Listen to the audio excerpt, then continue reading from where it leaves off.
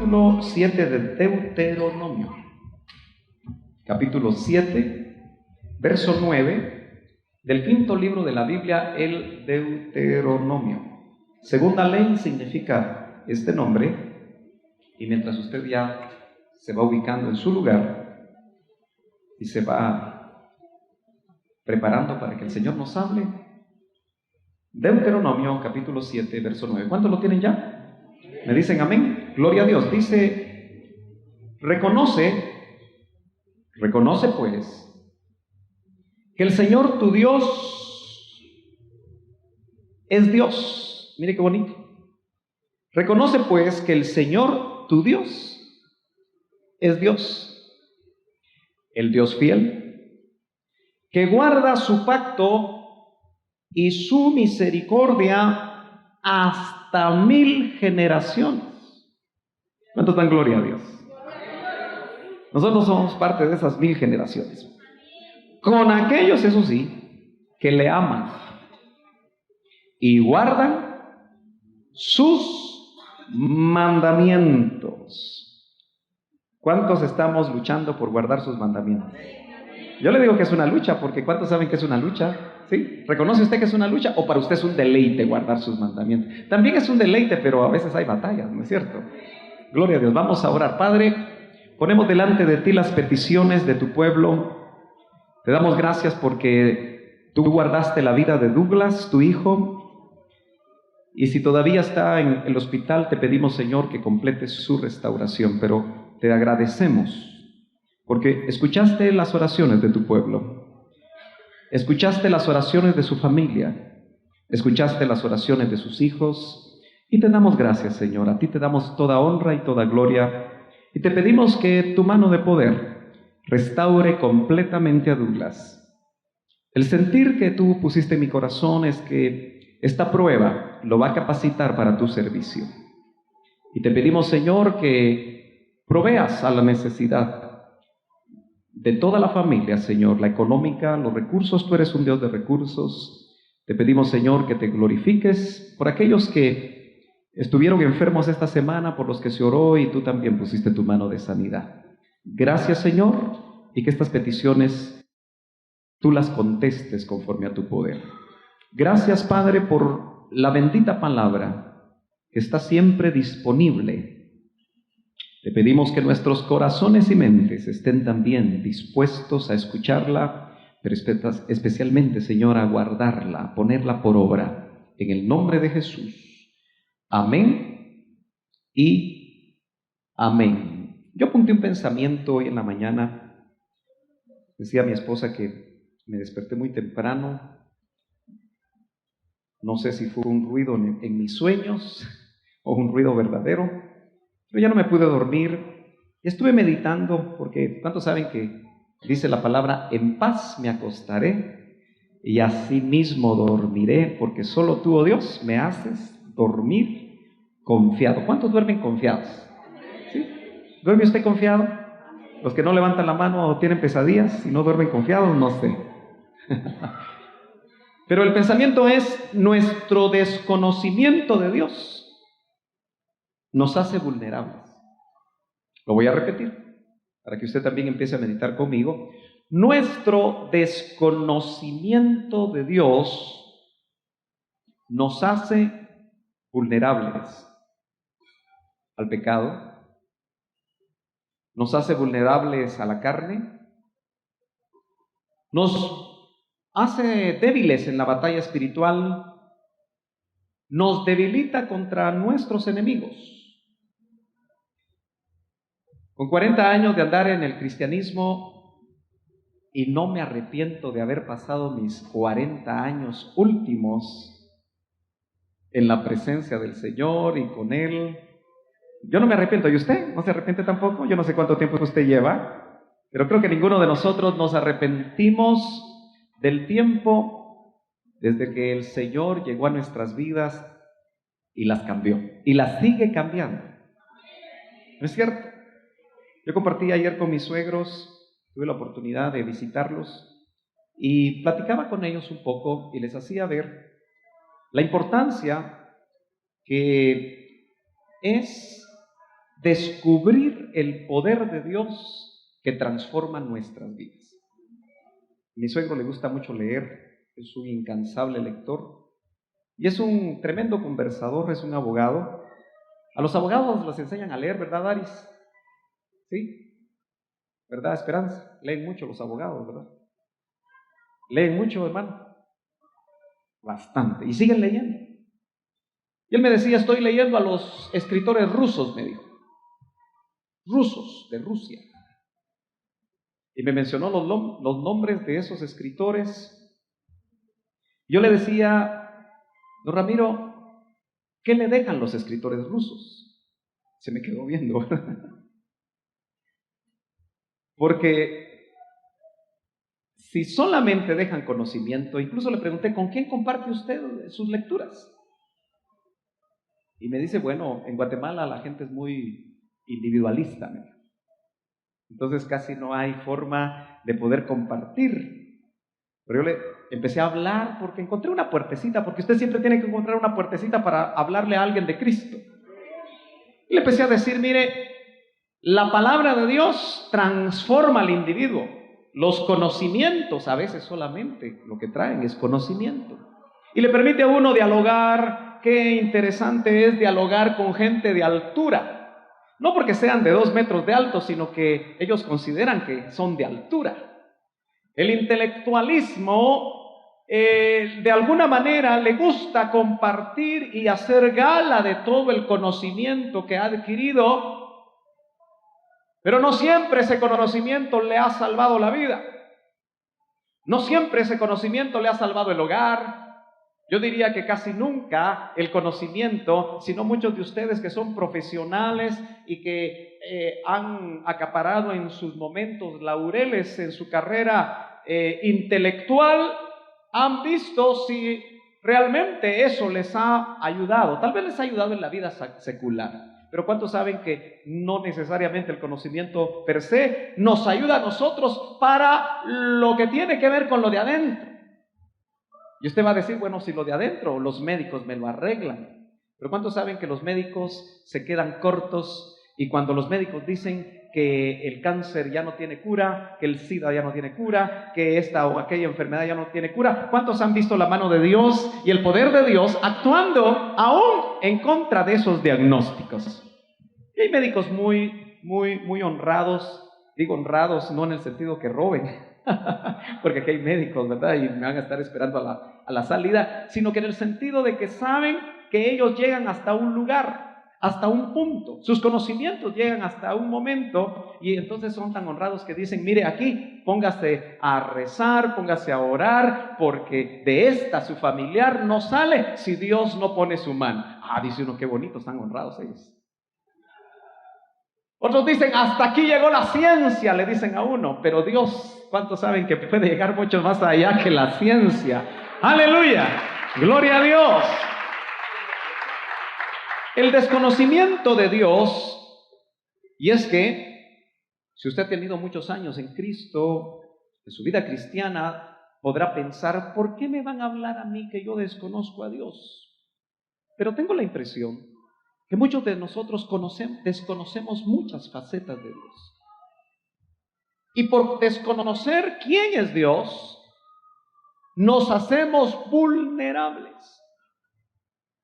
Cuando alguien está enfermo y está deprimido por la enfermedad, desconoce la faceta del Dios que sana, Jehová Jireh, ¿se acuerda? Qué bonito es saber que los hebreos pusieron diferentes nombres al único Dios verdadero en función de cómo lo conocieron según las circunstancias que vivieron. Jehová Jireh fue cuando Dios proveyó cordero a Abraham. Cuando ellos peleaban contra sus enemigos, se encontraron con Jehová Nisi. Jehová es mi bandera, Jehová es mi estandarte. Y así uno podría marcar muchos nombres que el pueblo en su relación con Dios puso para realmente identificarse, no con un conocimiento, porque nosotros ahora leemos el libro que habla pero no siempre se vuelve experiencia. Yo una de las cosas que quiero retar a la iglesia Betel es a que la palabra que usted ha escuchado tanto tiempo empiece a tomar vida de una vez por todas en usted y en mí, para que hagamos la diferencia. Este país está urgido de verdaderos cristianos. Temo que Guatemala se ha llenado de cristianoides. Gente que tiene una cultura cristiana. Y dentro de la cultura cristiana llega el domingo a la iglesia, marca su tarjeta de conciencia religiosa, está un rato, hace lo que los demás hacen y toda la semana se va a hacer lo que quiere. Y es que hacer lo que quiere no necesariamente es pecar. Porque a veces hacemos nuestros caprichos. A veces hacemos lo que a nosotros nos gusta. Y entonces, hermano amado, es importante que en este verso se hace una llamada, y creo yo que es Moisés, el hombre que Dios usó para sacar al pueblo de esclavitud. Y hoy oímos en la profecía, y decía el hermano que ministró los dones, que es día, mañana de liberación. Y Moisés fue usado como un instrumento de liberación para casi 1 millón de esclavos. En Egipto estuvieron esclavos. Moisés, en esta segunda lectura de la ley, que es el Deuteronomio, le hace un llamado al pueblo, y yo le hago a usted también en esta mañana un llamado: reconoce pues. Y reconocer no es lo mismo que conocer, ¿no es cierto? Si a usted lo veo por primera vez, yo lo estoy conociendo. Pero a muchos de los que han venido en las últimas semanas a la congregación, yo los he reconocido porque ya los conocía. Entonces, el llamado es a reconocer lo que antes conocimos y fue una realidad y las circunstancias de la vida lo nublaron. Una persona que se encontró con el Dios proveedor en alguna época de su vida, puede ser que hoy se le haya olvidado y esté sufriendo hasta una úlcera o alguna crisis nerviosa porque ya se le olvidó quién es Dios y qué puede hacer por él. Aquel que fue sanado de una enfermedad quizá terminal hace 20 años, puede ser que hoy esté sufriendo alguna otra enfermedad y esté preocupado y esté triste y esté confundido porque ya se le olvidó quién es Dios. Es fácil olvidarnos de aquel que quiere tener una experiencia personal con cada uno de nosotros. Reconoce pues que el Señor, tu Dios, ¿cuántos aquí pueden decir que Dios es su Dios? ¿Sí? ¿Usted puede decir eso? Así con seguridad, que el Dios es su Dios. No todas las personas reconocen a Dios. Hay personas que les cuesta en su intelectualidad entender a Dios, y ninguno podemos entenderlo por nuestra materia gris. No podemos ir a ninguna universidad, por alta o famosa que sea la universidad, quizá Oxford, quizá Harvard, pero en Harvard y en Oxford no se conoce a Dios. Es más, lo más probable es que no lo conozcas, sino que te preparen para no conocerlo. Las grandes lumbreras de este siglo están llegando a la conclusión que Dios no existe. Un Hawkins que se cree que se quedó con se quedó con la cátedra de Einstein. Hawkins, un hombre cuadrapléjico que tiene un cerebro intacto y que hoy por hoy consideran que es el hombre más brillante. Su último libro que escribió llegó a la conclusión que Dios no existe. Estableció una teoría, le llaman la teoría de las cuerdas, pero no es saltar a la cuerda. Y su conclusión con su brillante cerebro fue que Dios no existe. y que el universo se creó por sí mismo. Otro químico, biólogo, lleno de títulos, Dawkins, por si lo quiere estudiar usted, mejor estudie la Biblia. Es un tremendo ateo. Hace poco tuvo un debate que fue televisado en toda Inglaterra. Lamentablemente yo no hablo muy buen inglés, no lo pude ver, pero sí vi las reseñas con el obispo de Canterbury, allá en Inglaterra, y este hombre de apellido Dawkins tuvieron un debate para poder probar, y toda Inglaterra se paralizó para oír, a ver quién ganaba. Inglaterra quería saber que si el obispo de Canterbury ganaba, entonces seguían confiando en Dios o creyendo en Dios, y si ganaba Dawkins, de repente se volvía toda la nación atea. Así andan las cosas en estos tiempos. Pero ¿cuántos saben que para conocer a Dios no se necesita el conocimiento humano, sino se necesita la revelación del Espíritu Santo? Aleluya. Esa es la que te va a llevar al verdadero conocimiento. Y si Él no actúa, o si actúa y no te dejas, lo más probable es que no vas a poder reconocer que el Señor tu Dios es Dios. Y es que pasaríamos un buen tiempo tratando de estudiar cada uno de las características de Dios, cada uno de los atributos de Dios.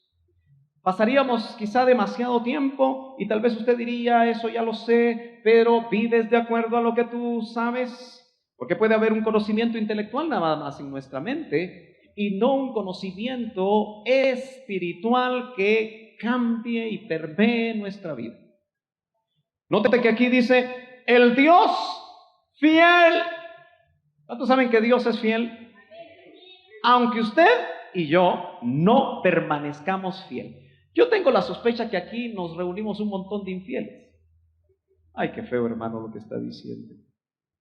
Pero tenemos que ser honestos. Y cada vez que somos infieles, Él sigue diciendo que Él es fiel. Eso es algo maravilloso.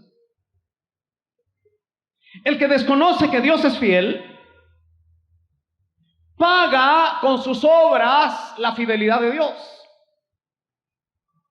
Y vive debilitado porque le dije que la falta de conocimiento de Dios nos hace vulnerables.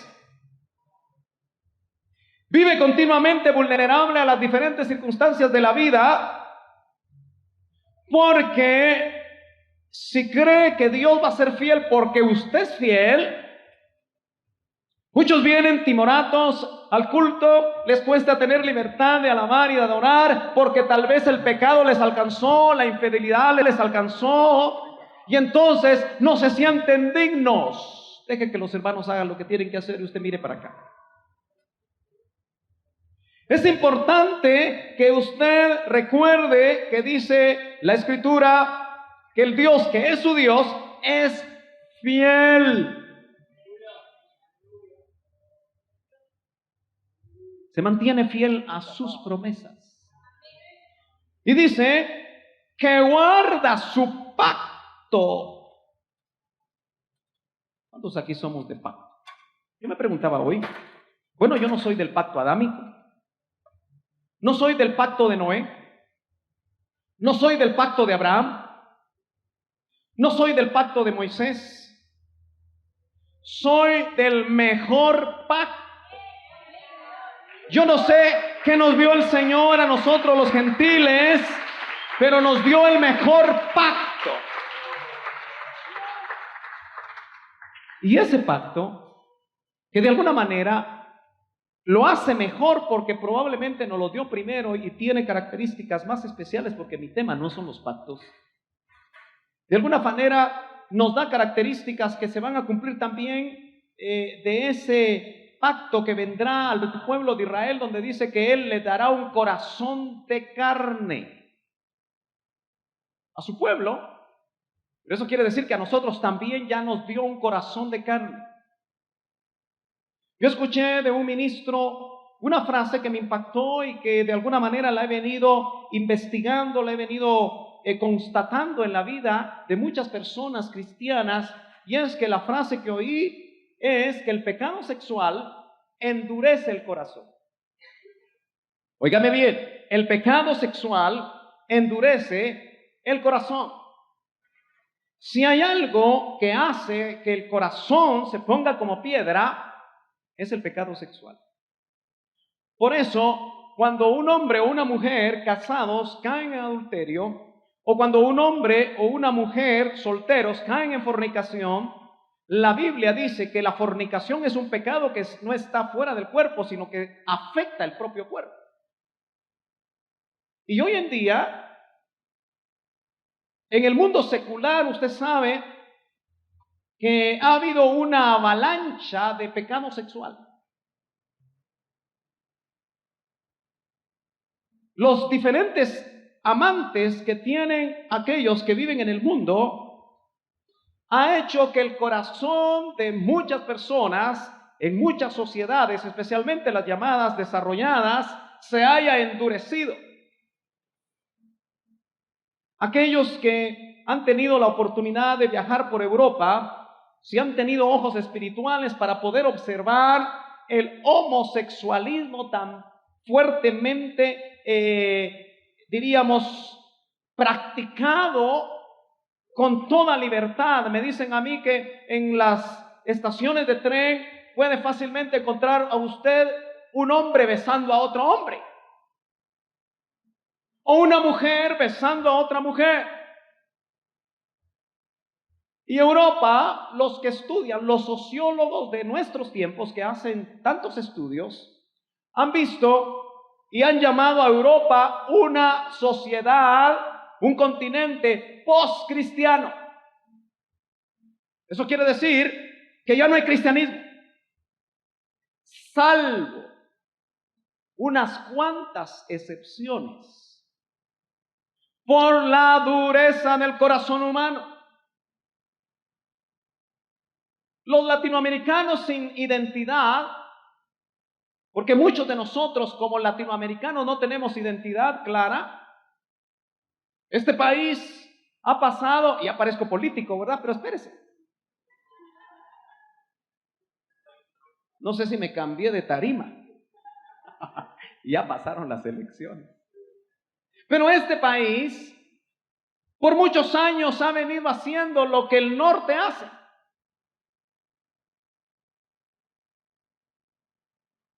Tenemos tan poca identidad y tan poca dignidad que no entiendo yo cómo este país, que se precia de tener uno de los más grandes índices de desnutrición, gasta millones en ir a ver a los artistas seculares. ¿Sabe usted que en el norte son tan inteligentes que cuando hay crisis económica no gastan? ¿Sabe usted eso? Tienen la capacidad, la identidad, la seguridad de cuándo hay que gastar, y guardan todo para el futuro. Los latinoamericanos que viven en Estados Unidos son los que aumentan el consumismo en estos tiempos, endeudándose con las tarjetas. ¿Qué tiene que ver eso con Dios? Espérese. Porque todo eso que yo le estoy mostrando a usted hace que los artistas ya no vayan a Estados Unidos mucho, se vienen a Chapinlandia. Hasta 2 conciertos hace nuestro compatriota. A 1,200 quetzales la entrada. Hermano amado, ¿qué hace usted con 1,200? Le da de comer a una familia por una semana o más. ¿Cierto o no? Eso indica la vacío de nuestro país. Pero ¿sabe qué es lo más tremendo y lo que me asusta? Es que eso se metió en la iglesia. 800 quetzales para ir a ver un montón de viejitos solo porque son del Real Madrid.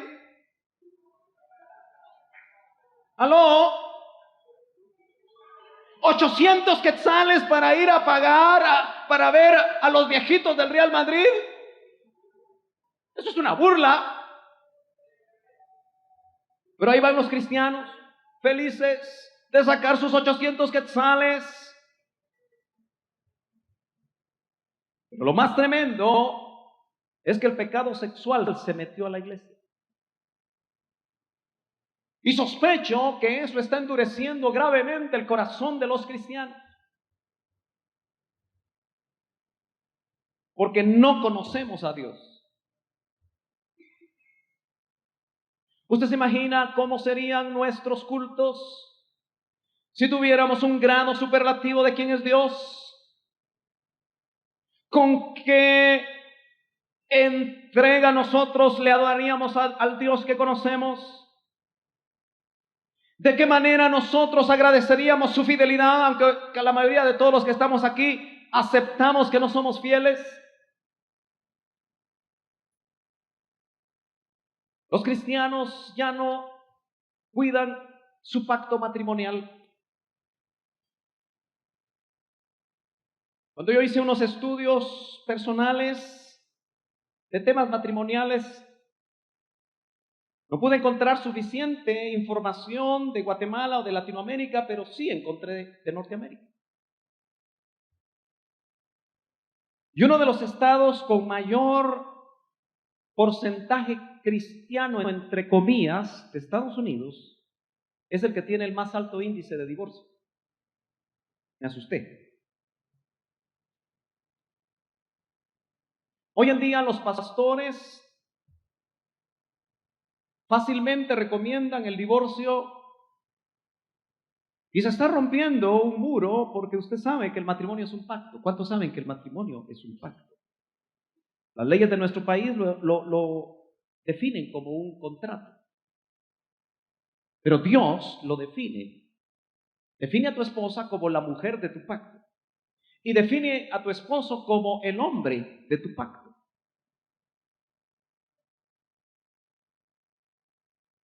En Estados Unidos platicaba con alguien hace unos días.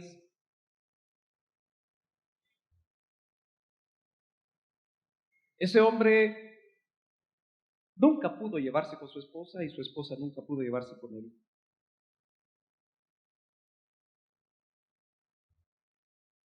Y se divorciaron. Muy feliz me contó que con la que se juntó ya se habían casado. Y me dijo, como los norteamericanos tienen una buena manera de acercarse a estas situaciones, llevo 5 años de estar en una iglesia de habla inglesa y 3, 4 años de ser pastor. Pero lo que me llamó la atención es la facilidad con la que él vio que la iglesia norteamericana atendía a los divorciados.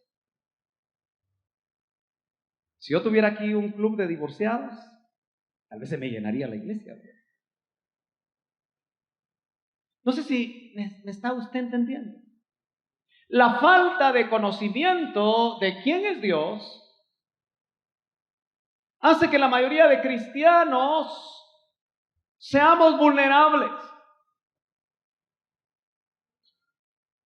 Tanto, hermano amado, que el pecado sexual y las diferentes formas de pecado se han vuelto normales en la iglesia. Y el corazón está endurecido. Nuestra falta de conocimiento de Dios ya no nos hace temblar. Este viernes mirábamos en el libro de los Hechos cómo al principio de la iglesia dice una frase tremenda: y sobrevino temor en toda la iglesia en su principio. Note que ese temor no lo produjo un pastor enojado o un apóstol vociferante, lo produjo Dios. ¿Sí? en una iglesia totalmente judía. Pero si de algunos podemos nosotros entender, y Pablo lo explica muy bien en el Nuevo Testamento, es que los judíos sabían quién era Dios. Oye, Israel, Jehová tu Dios, uno es.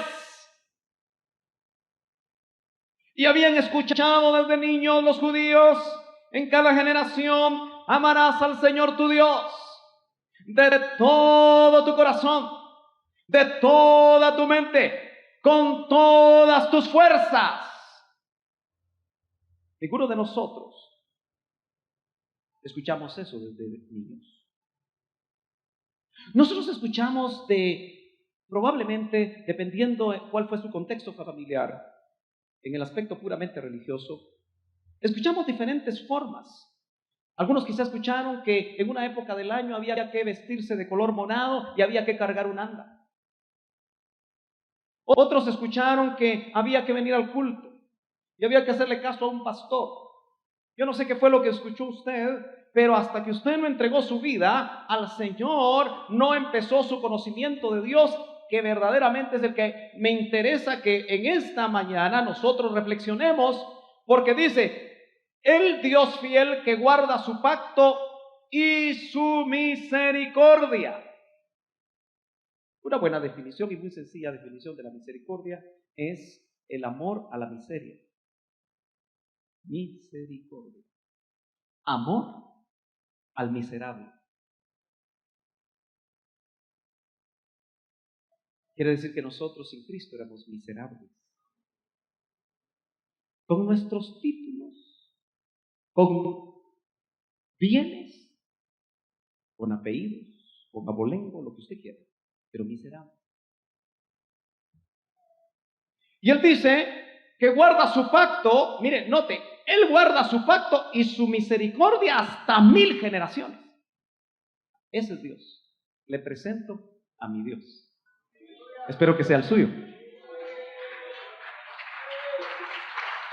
Amor a la miseria.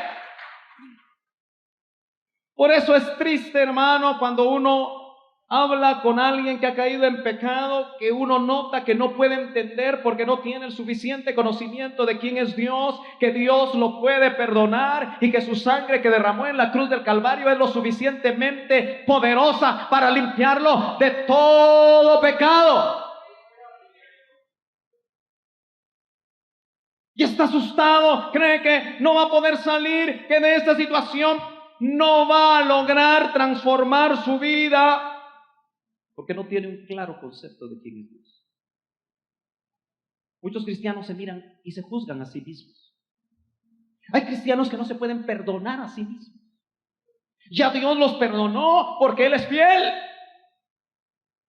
Ya Dios dijo, si confiesas tu pecado y te apartas, yo soy fiel y justo para perdonarte y limpiarte de toda maldad. Yo voy a echar tus pecados a lo profundo del mar y de ahí nos volvemos buzos y vamos a buscar a lo profundo del mar los pecados para afectarnos nosotros mismos. Porque no sabemos quién es Dios. Dios no actúa como los humanos. Porque aquí hay gente que puede tener un rencor y un odio por alguna situación que le pasó hace mucho tiempo y todavía no ha podido perdonar. Pero usted es humano. Dios, si te perdonó, te perdonó. Si dijo que iba a echar a lo profundo del mar tus pecados y se iba a olvidar de ellos, ya lo hizo. ¿Por qué tú te acuerdas de ellos? Porque todavía sigues cargando esa carga. Porque caes otra vez en la trampa del enemigo que quiere robar tu potencial. ¿Cuántos cristianos andan paralíticos en su alma? Y Dios en la cruz del Calvario, cuando mandó a su Hijo y ahí pagó el precio que el justo Dios pedía por el pecador, cumplió todo el pago. y te compró con su sangre preciosa. Y te dio valor. Te dio identidad. Tiene herencia para ti. Porque Él es fiel, aunque tú no permanezcas fiel. Aleluya, ese es Dios. Es un Dios que se compadece de un ladrón empedernido, quizá matón. Porque el ladrón no tuvo oportunidad de ir a la escuela dominical. Ese ladrón, que la religiosidad dice el ladrón bueno y el ladrón malo. Mentira, los dos eran malos y malos.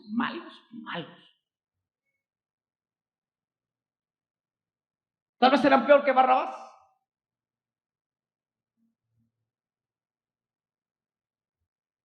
Pero fue Dios en su misericordia que vio a ese ladrón y le reveló quién estaba muriendo a la par de él.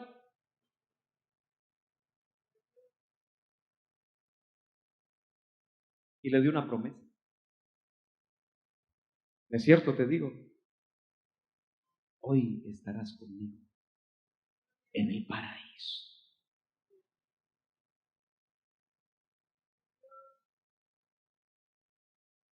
¿Tendría en el paraíso ese ladrón conciencia de todo lo malo que era y estaba haciendo penitencias ahí? ¿Necesitaría algún tipo de ejercicio ritualista para salir de ahí y llegar hasta donde tenía que llegar? ¿O ese hombre fue transformado sin haber hecho una sola obra buena? Porque Dios es grande en misericordia. Es lento para la ira y grande en misericordia. Hay gente que dice, yo ya viví una vida mala. Yo ya no tengo oportunidad. Eso es mentira del diablo. Porque el ladrón fueron minutos quizás los que pudo experimentar una novedad de vida en la tierra. Pero del otro lado, la máxima felicidad. Y eso que era lugar intermedio. A mí me gustaría, cuando estemos allá, ¿cuántos creen que vamos a estar por allá? Y eso no se lo dice su intelectualidad, se lo dice su fe. Me gustaría ir a hacerle una pregunta al ladrón. ¿Cómo es que usted sabe que hay un grupo que le pone nombres al ladrón? ¿Cómo es que le dicen a esos ladrones?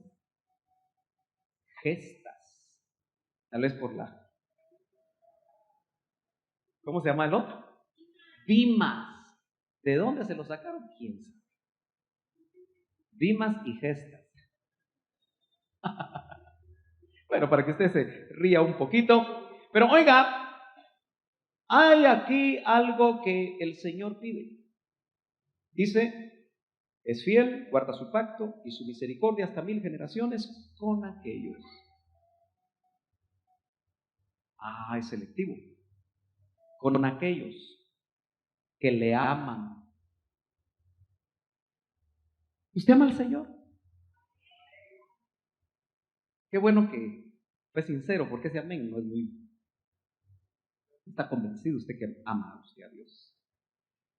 Si no te hubiera metido un grito. Pero ahorita no lo haga, me va a asustar. ¿Sabe usted que no se puede amar lo que no se conoce?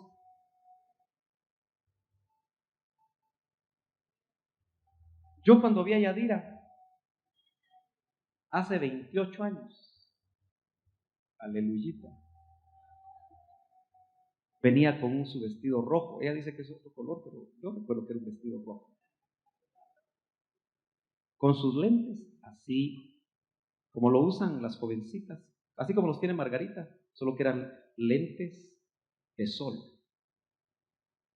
A Yadi le gustaba diseñar sus vestidos, quizá por eso una de mis hijas ahora está sacando esa carrera. Y tenía una tía que le hacía sus vestidos de acuerdo a cómo ella los diseñaba. Así que eran exclusivos. Y solo recuerdo cómo se balanceaba. Aleluya. Frente a mis ojos. Aleluya.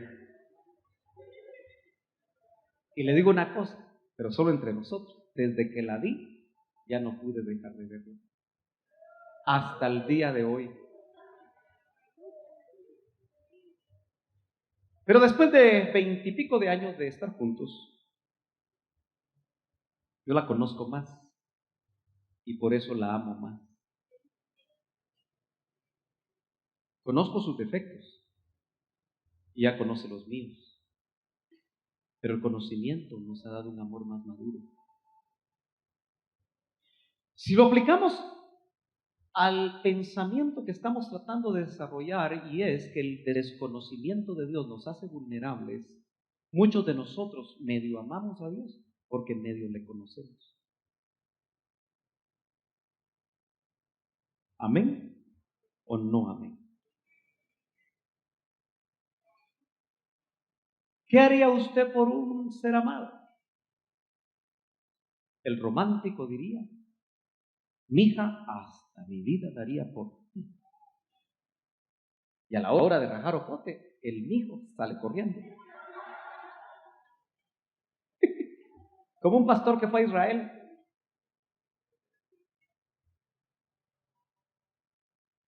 Y estaban en un bus y había una intifada. Y agarraron a pedradas el bus. Y salieron corriendo.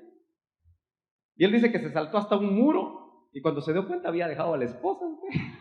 ¿Dónde está mi esposa? Pero le aseguro que él es de los que diría: yo daría mi vida por ti.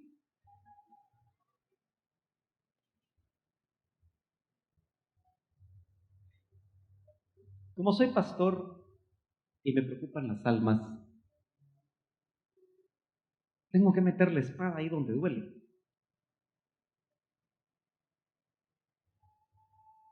Pero nosotros que decimos amar a Dios y ni puntuales venimos a su cita.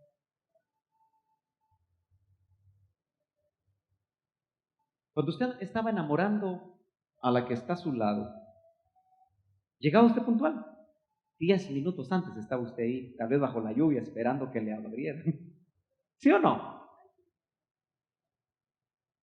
Llegaba bastante tiempo antes, media hora antes. ¿Sí o no? ¿Aló? ¿Sí o no? Cuando te van a dar el mejor trabajo que tú estás soñando y estás esperando, ¿cuánto tiempo llegaste temprano a la cita? Por el interés del dinero.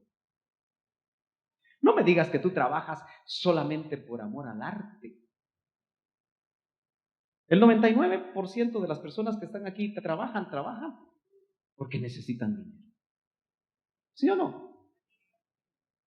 Puede ser que disfruten su trabajo. Y si no lo disfrutan, se aguantan. Pero si les dicen que lleguen temprano, ¿a qué hora llegan? Temprano. Hermanos amados, ¿es cierto esto que estoy diciendo? ¿Por qué la cita con Dios te vuelves tan complicada? Si Dios estuviera acá, y está aquí, ¿verdad? Pero estuviera visible,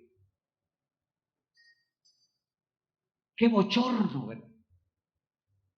Si eres blanquito, te pondrías como tomate, porque Él se te quedaría viendo y haría esto. ¿Cómo te pondrías? ¿O tendrías tan duro el corazón que dirías: hola, Señor? Como el hermano Sergio dice que eres lento para la ira y grande en misericordia, tenme por favor misericordia.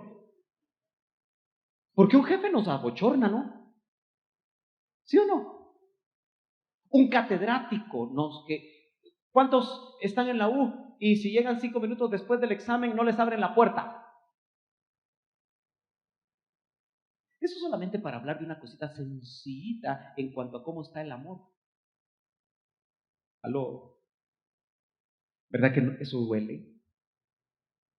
¿Verdad que eso enoja? Pero yo tengo la responsabilidad de decírtelo. Me gusta cuando en la iglesia se puede cortar el silencio con la tijera.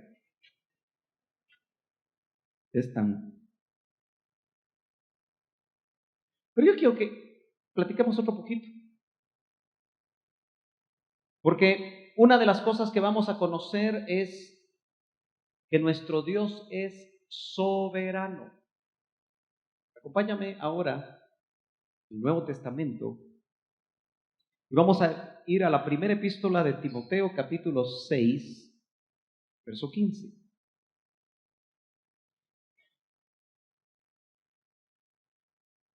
Y es que el ruido que me despertó hoy en la madrugada, creí que estaban abriendo la puerta de mi cuarto. Como le digo, no sé si fue un sueño o fue realidad. ¿Y cuántos saben que cuando uno se asusta, el corazón hace pum, pum, pum? Puro galope, ¿verdad? Dije, ¿quién andará ahí? Vaya que no oí otro gato. ¡Miau! Pero en realidad no era nada, gracias a Dios, pero vino a mi corazón, ya no me pude dormir, que muchos cristianos viven en temor, o vivimos en temor. La primera epístola a Timoteo, capítulo 6, verso 15, dice: la cual manifestará a su debido tiempo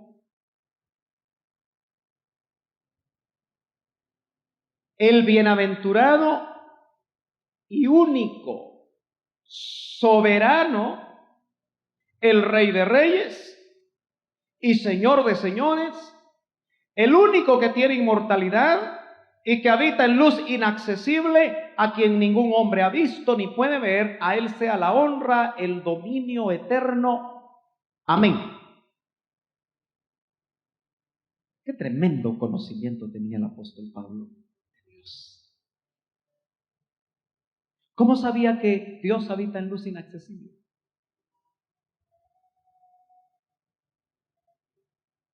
Que ningún hombre lo puede ver. Y por supuesto, usted que ha sido enseñado en la doctrina sabe que se está refiriendo a la esencia primigenia. ¿Cierto? ¿Entienden ustedes? Porque Moisés dice la Biblia, y si no la Biblia tendría contradicciones,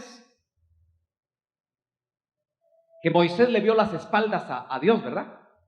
¿Sí, jóvenes? Moisés dice eso, que le vio las espaldas porque él quería ver su rostro. ¿No es cierto que 3 personajes se le presentaron a Abraham antes de que fuera el juicio contra Sodoma y Gomorra? Y los contextos nos indican que eran teofanías. ¿Estamos de acuerdo? Entonces, el apóstol está hablando de uno que dice que es soberano.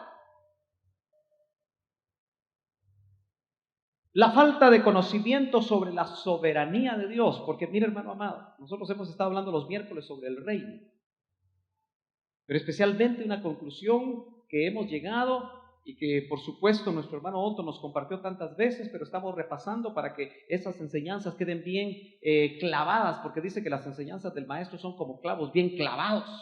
Entonces, si le duele cuando le clavamos unos cuantos clavos de la palabra del Señor, qué bueno, porque está sintiendo que se los están dejando ahí bien clavaditos. Pero hemos visto que el Señor venía a la tierra y traía una operación del Padre, pero no lo recibieron. A los suyos vino, y los suyos no lo recibieron. Por lo tanto, dejó a todos los que creen en su nombre, que ya llevamos 2000 años de historia donde hay hombres y mujeres, jóvenes, niños, señoritas, que creen en su nombre. Lo que tenemos en el corazón es el reinado de Cristo. Reino de Dios, pero en el corazón. El problema es si nosotros estamos aceptando verdaderamente el señorío de Cristo en la realidad. Si Él es el único soberano, dice que es Rey de Reyes. Quiere decir que en los ámbitos celestes hay reyes, no los reyesitos de esta tierra. Se les cae la baba cuando hay una boda real transmitida por televisión. Todas las ladies quisieran ser la de la boda real, con su príncipe azul. ¿Verdad que sí? Aunque estén casadas.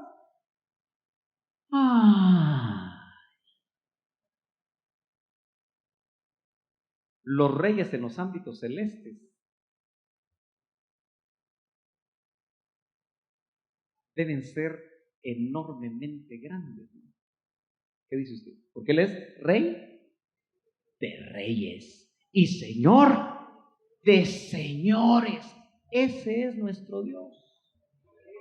Único, soberano. ¿Ha oído usted, hermano amado, una frase muy interesante que la oímos como oír llover muchas veces? Pero hay personas que he oído que dicen, no se preocupe, Dios todavía está sentado en su trono. ¿Ha oído usted esa frase? Es una verdad. Y si Él es el único soberano, su trono es más grande que cualquier otro trono con los que usted batalla, espiritualmente hablando.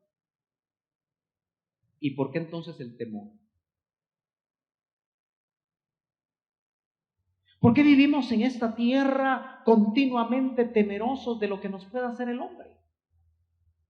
¿No dice que no temamos al que puede matar el cuerpo? Sino que temamos al único que puede matar el cuerpo y el alma en el infierno. ¿Por qué vivimos con esa zozobra?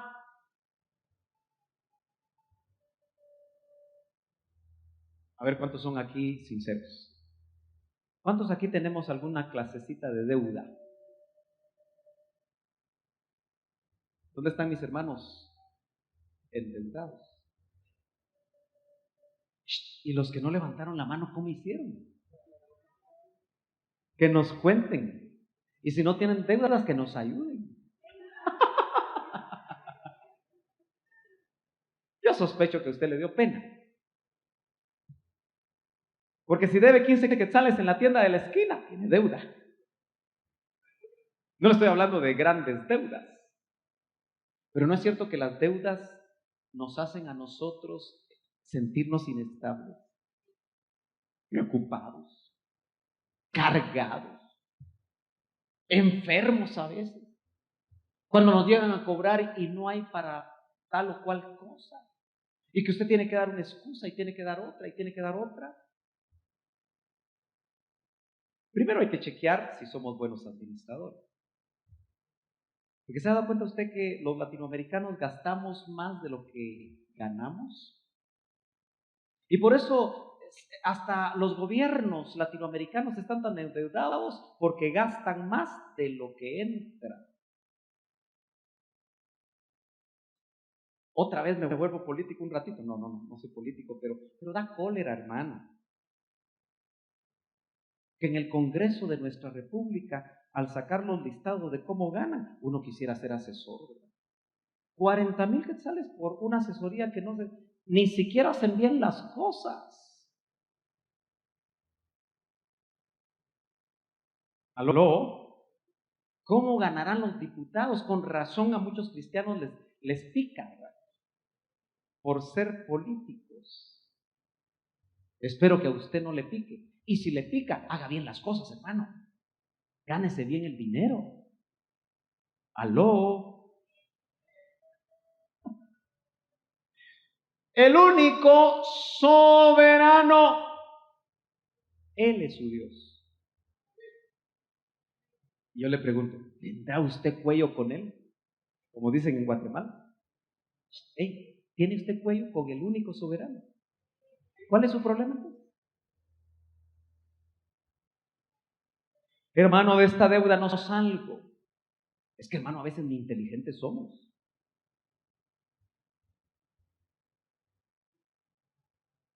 Por favor, si usted debe con tarjeta, salga de esa tarjeta.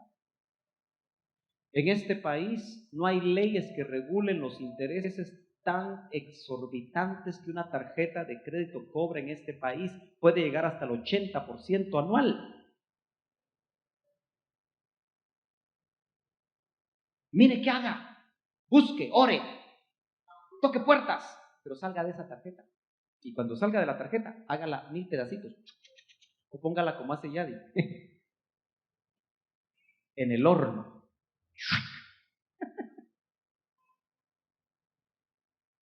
Muchos cristianos están esclavizados por las tarjetas. Aló, ninguno dice aquí, ¿habla padre? ¿Por qué no nos acostumbramos a gastar lo que ganamos, hermano? Dinero plástico. Que tal vez usted está aquí en el culto y pensando en que mañana es día de pago de la tarjeta. ¿Cómo va a estar en paz? El soberano es soberano sobre la enfermedad, ¿o no? Es soberano sobre todas las cosas y es nuestro Padre. ¿Por qué vamos a estar preocupados? Si su voluntad, que es soberana, ya definió que usted se va este año, ¿cuál es el problema? Si va con papá. Ay, no sea ave de mal agüero. Pero puede ser una realidad para cualquiera de los que estamos aquí, ¿no es cierto? Hoy estamos aquí, mañana no sabemos. Pero sabe que nuestra vida no depende de la temporalidad de la vida en la tierra, hermano. ¿Ya se dio cuenta usted que su espíritu tiene muchos años de vida preexistencial? Y que la vida de la tierra es tal vez un segundo comparado con la vida en el espíritu que usted ya tuvo. Y que cuando entró y lo vistieron de cuerpo, solo fue para un ratito, porque le gusta tanto la vida en la tierra.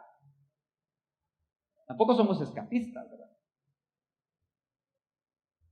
Pero hermano, nosotros vivimos más en la casa del Padre que lo que hemos vivido en la tierra. ¿Y a dónde vamos? A la casa del Padre. Entonces, ¿cuál es el problema? Es cierto, tenemos temor a la muerte. Nos ponen una pistola aquí y empezamos a temblar. Pero ¿se da cuenta usted que solo es un dormir? ¿Se da cuenta usted que el que es fiel, el que ya prometió, nos ha prometido vida eterna? Por ahí un hombre muy inteligente armó esta frase, casi con esa voy terminando, y dijo: si los ateos tienen razón, y cuando muramos al otro lado no hay nada, porque los grandes ateos han dicho que una vez muerto el perro, se acabó la rabia. En otras palabras, usted se muere y en la tumba se terminó todo. Por un momentito creámosle al ateo. Pero dijo otro: y si el ateo descubre que después de la muerte sí hay vida, ¿aló? Tenemos a un creyente y a un ateo. Si tiene razón el ateo, por lo menos el cristiano vivió una vida de bendición. Supóngase por un momentito que después de que se muere no hay nada. Yo me sentiría satisfecho con la vida que viví. ¿Y usted? Porque la vivió en esperanza. Pero si de los dos el que tiene la razón es el cristiano, el ateo se va al infierno, Y usted, aparte de que vivió una vida de bendición aquí, va a vivir todo lo que le fue prometido por el Dios que es soberano para cumplirlo. ¿Usted cree que cualquier cosa que le está pasando en su vida, por difícil que sea, Dios no tiene control? Tiene control si usted se deja. Tiene control si usted permite que su señorío tome el control. ¿Qué te preocupa, hermano? Porque a veces tu rostro está triste. Porque a veces tu rostro se ve apesadumbrado. El grado de conocimiento que tengamos de uno que es Rey de Reyes, Señor de señores, el único que tiene inmortalidad y por eso se nos la va a trasladar a nosotros. De hecho, ya somos inmortales. Ay, ¿cómo así usted? ¿Ya descubrió la fuente de la eterna juventud? No, hemos sido lavados con la sangre preciosa. Aleluya. Y la promesa de ese sacrificio es que aunque usted muera físicamente, no solo nos ofrecen resurrección,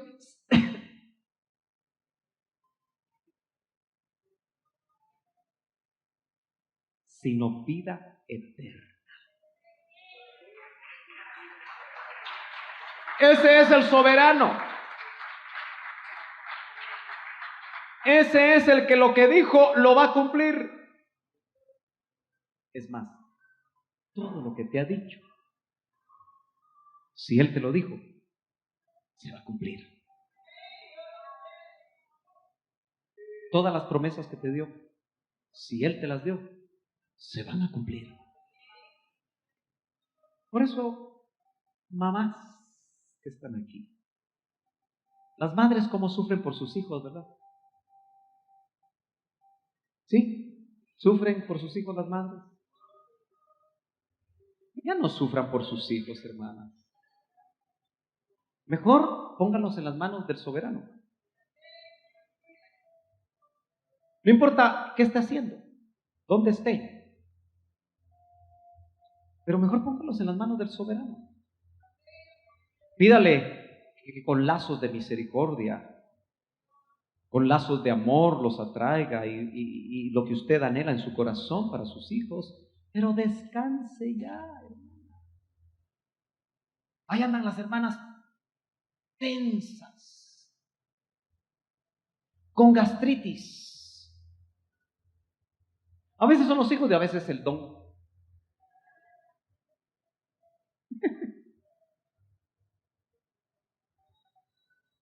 Si usted conoce al soberano, el soberano le arregla al don o a la doña o se los lleva. Aló. Mire con qué convicción dijeron por ahí amén. Híjole. Vos repetí, pues amén, amén, amén. Decía. Bien, hermano, así es la cosa.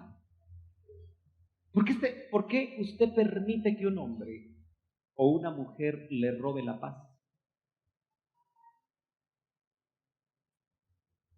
¿Por qué permite que un hombre o una mujer lo desubique, lo desbalancee de su vida espiritual? ¿Por qué lo permite?